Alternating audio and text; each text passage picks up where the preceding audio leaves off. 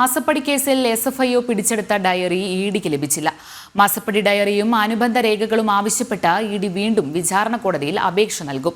എസ്എഫ്ഐഒ report പരിശോധിച്ച് കള്ളപ്പണ നിരോധന നിയമപ്രകാരമുള്ള അന്വേഷണത്തിന് സഹായകമാകുന്ന രേഖകൾക്കായാണ് വീണ്ടും അപേക്ഷ നൽകുക.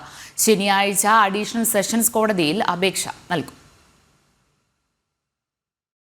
വിവാദ കരിമണൽ കമ്പനിയായ CMRൽ രാഷ്ട്രീയ നേതാക്കൾക്ക് നൽകിയ മാസപ്പടിയുടെ വിവരങ്ങളാണ് മാസപ്പടി ഡയറിയിലുള്ളത്.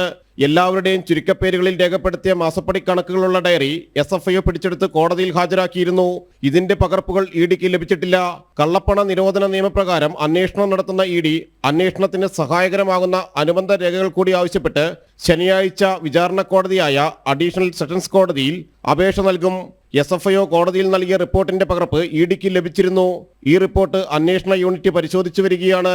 നേരത്തെ ROC ആദായനികുതി വകുപ്പ് അന്വേഷണങ്ങൾക്ക് പിന്നാലെ ഇഡിയും അന്വേഷണം ആരംഭിച്ചിരുന്നെങ്കിലും കള്ളപ്പണ നിരോധന നിയമപ്രകാരം ഇഡിയുടെ അന്വേഷണ പരിധിയിലേക്ക് കേസെത്തുന്നതിന് മറ്റ് അന്വേഷണ ഏജൻസികൾ രജിസ്റ്റർ ചെയ്ത കേസുകൂടി ഉണ്ടായിരിക്കണം.